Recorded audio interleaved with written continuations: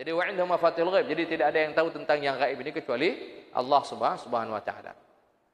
Nah, dan keluasan ilmunya itu mencakup apa yang ada di langit, di darat, di laut dan seterusnya lah. Dan kita katakan tadi sampai daun yang jatuh pun diketahui, dan ini menunjukkan kedetilan daripada detilnya ilmu Allah Subhanahu wa taala. Ya, jadi semuanya sudah ada di dalam pengetahuan Allah. Bahkan bukan hanya dalam pengetahuan, semuanya sudah ditulis dengan begitu rapi para hadirin. Dan yang ditulis itu tidak akan pernah berubah. Nah, yang sudah tertulis itu tidak akan pernah berubah. Jadi kalau kita belajar tentang iman kepada qadar Allah Subhanahu wa taala, nah salah satunya ini masuk dalam perbincangan qadar itu. Nah, jadi Allah mengetahui segala-galanya, itu poinnya. Kemudian yang kedua, apa yang diketahui itu sudah tertulis. Ya. Baik. Nah, kemudian lanjutan daripada ayat ini, karena ini sudah berbicara tentang pengetahuan Allah Subhanahu wa taala. Nah, maka setelahnya ini beberapa ayat ini istitrat namanya. Jadi kan Allah sedang berbicara tentang pengetahuan Allah yang luas. Nah, kemudian Allah sambung menjelaskan lebih detail tentang pengetahuan Allah yang luas. Nah, punya ayatnya di sini Allah katakan wa huwallazi yatawaffakum bil-lail wa ya'lamu ma jarahtum bin-nahar thumma ba'athukum fihi liqda ajalun musamma thumma ilayhi marji'ukum thumma yunabbiukum bima kuntum ta'malun.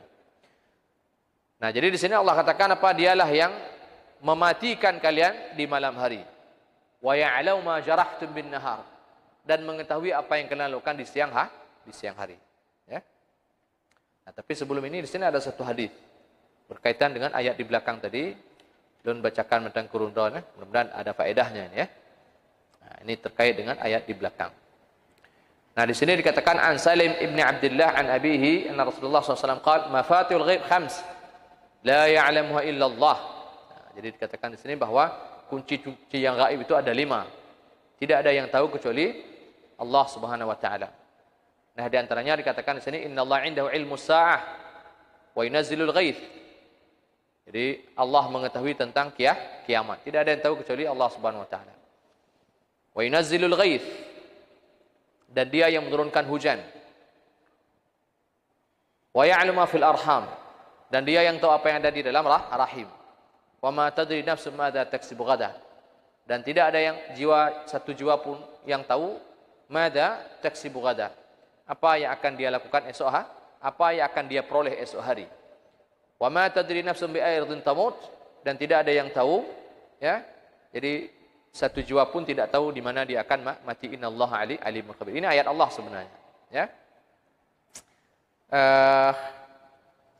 Jadi terkumpul dalam ayat ini maksudnya ya.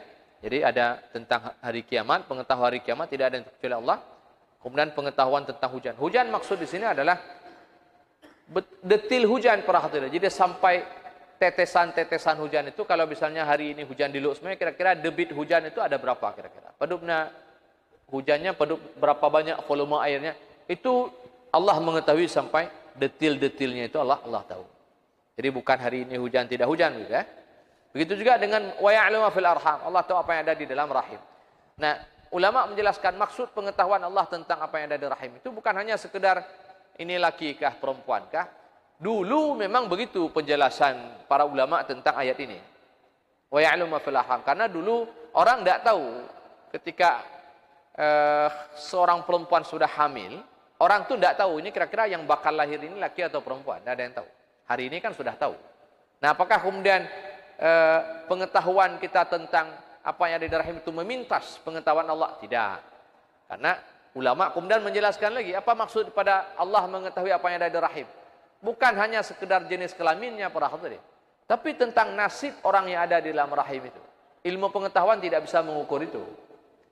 Ya, jadi dalam hadis Nabi mengatakan ini dalam satu hadis, inna ahadakum yujmu khalquhu fi batni ummihi 40 yawman nutfatan thumma yakunu 'alaqatan mithli dhalik thumma yakunu mudghatan thumma yunfakhu lir-ruh wa yu'maru bi 4 kalimat. Nah, ini yang enggak ada yang tahu ini. Ya, kalau yang fase-fase tadi hari ini diketahui. Jadi proses penciptaan manusia dalam rahim. Ada fase namanya nutfah 40 hari. Kemudian ada fase namanya alaqah, ada fase namanya mudghah. Ini diketahui ini pada hari ini. Bahkan ilmu kedokteran ini detail, dia tahu perkembangan sperma sampai menjadi janin, sampai menjadi bayi, sampai hari kelahiran. Itu detail diketahui pada hari ini. Tapi persoalan ada 4 kalimat. Nah, ini nggak ada yang tahu ini. Nah, ini berkaitan langsung dengan ma fil arham. Ya. Jadi wa yu'maru bi 4 kalimat bi katbi rizqihi wa amalihi wa ajalihi wa syaqi am sa'id. Tentang rezekinya, tentang amalannya, tentang ajalnya, tentang bahagiakah dia atau sengsara. Tentang masuk surgakah dia nanti atau masuk neraka. Ini enggak ada yang tahu ini. Dan ini apa yang ada di rahim ini, 4 kalimat ini. Nah, ini dituliskan oleh malaikat atas perintah Allah itu setelah si bayi tadi dihembuskan ruh ataupun nyawa ke dalam tubuhnya. Nah, begitu bayi itu sudah dihembuskan ruh ke dalam tubuhnya, maka diperintahkan itu dituliskan 4 hal ini.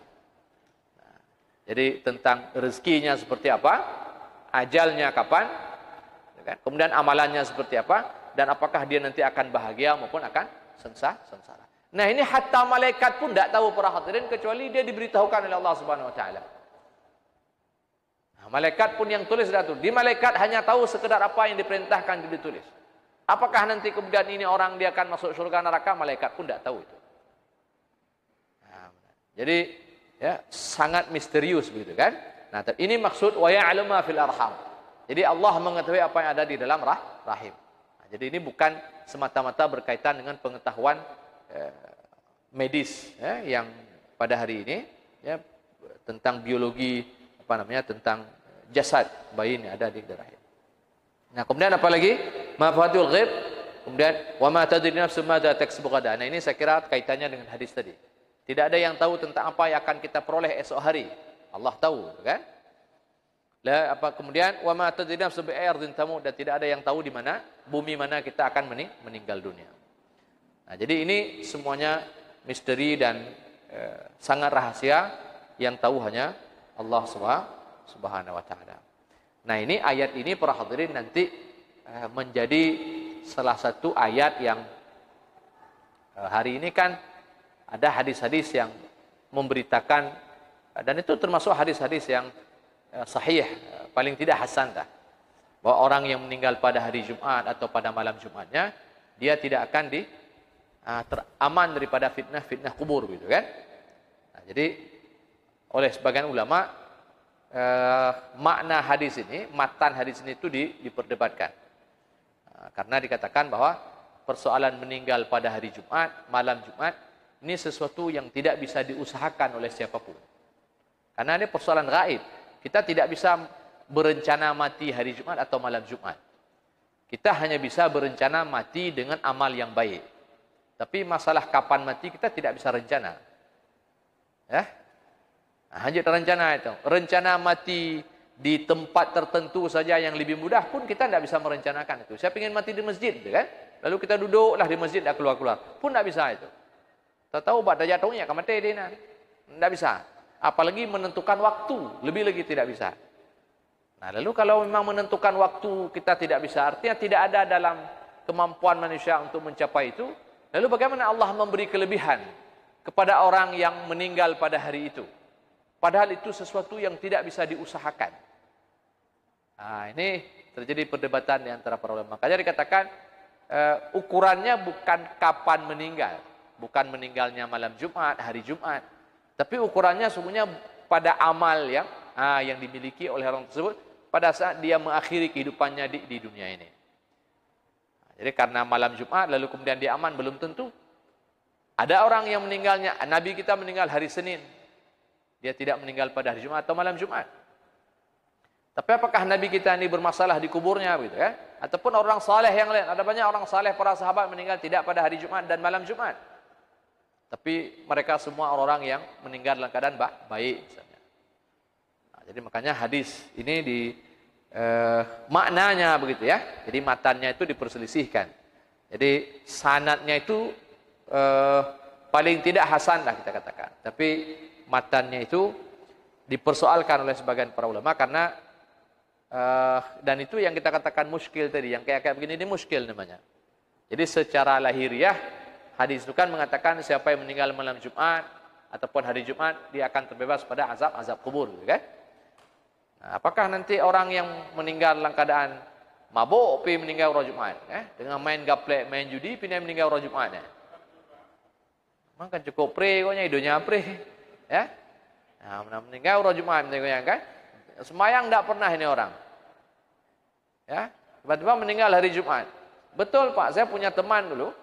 Saya punya teman, tapi jamun dari kampung. Ya. Bukan teman sebenarnya, tapi pernah berteman ketika kecil-kecil. Lalu kemudian ketika besar, dia memilih jalan, ya saya juga memilih jalan.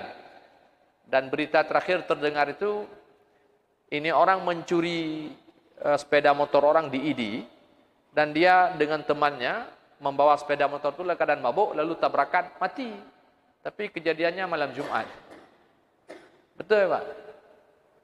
Jadi ini orang ini, bapaknya itu pencuri itu. Bapaknya pencuri, bapaknya.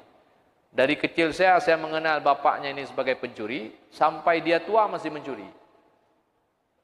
Anak kecil mencuri karena nggak bisa mencuri lagi, karena uzur had.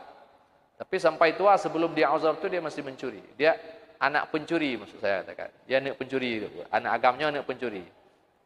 Nah, tapi pernah kenal karena jamu tahu kampung, kan? Jadi anak pencuri ini. Lalu kemudian hidupnya ya seperti itu karena memang hidup anak pencuri, jadi dilatih. Dan saya pernah melihat dia mencuri di salah satu warung. Hebat tak cara mencuri namanya? Dia mencuri. Lalu kalian dia mencuri. Nah akhirnya ketika saya sudah sekolah ke Langsa pada ketika itu, dan itulah berita yang terdengar, dia mencuri sepeda motor orang di ID wadahnya, dan dalam keadaan mabuk dia pun membawa lari dan tidak tahu apakah sedang apa. Pokoknya intinya meninggalnya mabuk, dalam keadaan mabuk. Dan tabrakan ya. Jadi dia mati di tempat, temannya mati belakangan, dan itu terjadinya malam Jumat. Jadi ada peristiwa-peristiwa begitu banyak. Nah, bagaimana dengan hadis yang tadi itu? Kan? Nah, ataupun yang lain-lain misalnya yang meninggal bukan pada hari Jumat, sementara dia orang yang saleh. Apakah kemudian ini juga akan buruk? Nah, jadi maka Nabi mengatakan innamal a'mal bil khawatim, kata Nabi. Jadi seseorang ini itu dilihat akhir daripada hidupnya. Jadi amalan akhirnya itu seperti apa? Masalah kemudian dia meninggal di mana, itu kapan, itu tidak jadi problem. Mau malam Jumat, mau malam Kamis, mau apa saja, karena semua hari itu pada akhirnya menjadi baik. Jadi tidak ada hari yang buruk bagi orang Islam. Tidak ada hari yang buruk bagi orang beriman. Semua waktu yang Allah berikan baik. Hari Senin baik, Selasa baik. Karena semua hari-hari ini diisi dengan kebaikan, maka dia akan menjadi baik. Dan begitu juga sebaliknya. Jadi bagi orang yang jahat, semua hari ini tidak baik. Karena setiap hari itu, hatta hari Jumat sekalipun, dia akan isi dengan keburukan. Nah, jadi yang kita berlomba-lomba itu bukan mencari hari Jumatnya. Tapi yang kita berlomba-lomba itu mencari bagaimana kita mati dalam keadaan husnul khatimah. Jadi dalam keadaan amal yang baik. Itu yang bisa diusahakan. Nah, jadi kalau dikatakan siapa yang mati dengan keadaan amal yang baik, dia itu baru rasional. Tapi mati sesuatu yang tidak bisa diusahakan, lalu kemudian tiba-tiba dia dapat fadilah dengan sesuatu yang dia tidak usahakan. Nah, jadi sementara kita nyonyokan disuruh berusaha oleh Allah Subhanahu wa taala. Tapi ada yang tidak diusahakan, tiba-tiba dapat seperti kejatuhan bintang di langit, kan? Kira tidak demikian. Baik, jadi ini siapa pada? Pemenit, rapi oke ya. Benar. Nah, kemudian saya masuk pada ayat tadi sedikit, pada ayat yang kita bacakan setelahnya, ayat 60. Nah, ini kita katakan tadi ini istitrat. Jadi ini karena sudah dibicarakan tentang ilmu Allah yang luas. Nah, selanjutnya juga Allah menjelaskan tentang keberadaan dirinya, pengetahuannya tentang makhluknya. Ya, kalau tadi pengetahuannya umum secara umum begitu, dan sekarang Allah masuk kepada tentang kita manusia ini. Wa alladhi yatawaffakum bil-lail wa ya'lamu ma jarahtum min nar thumma yab'athukum fi liqda ajal musamma thumma ilayhi marji'ukum thumma yunabbiukum bima kuntum ta'malun. Dan ini ayat ini juga berkait dengan sikap mereka orang-orang musyrikin Mekah yang saban hari itu menantang dakwah Rasulullah sallallahu alaihi wasallam. Jadi ketika Allah mengatakan bahwa Allah mengetahui detail daripada apa yang ada pada makhluknya, nah tentu termasuk hati-hati kalian. Kira begitu ya. Apa yang ada di dalam hati-hati kalian. Dan Allah mengetahui di sini wallazi yatawaffakum bil-lail. Jadi Allah yang mematikan kalian ini di malam hari.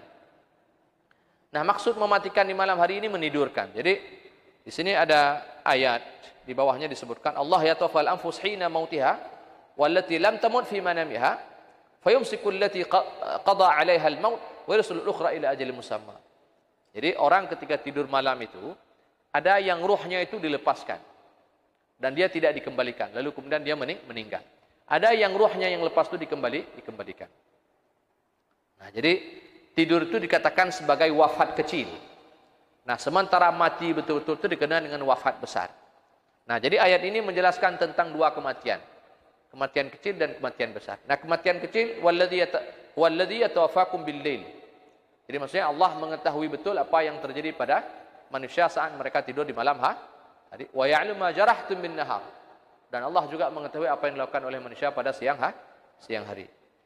Tsumma yab'atsukum fih, kemudian Allah membangkitkan kalian daripada tidur tadi, liqda ajalun musamma, untuk kemudian kalian menyelesaikan, menuntaskan ajal kalian. Jadi waktu yang diberikan ini ajal sampai tiba waktunya.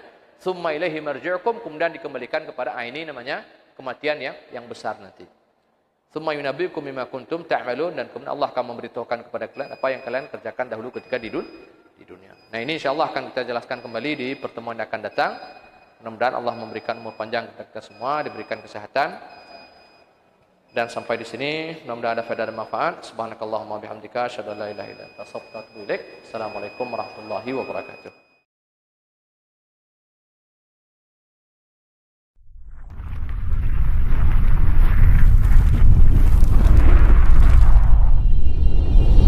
Thank you.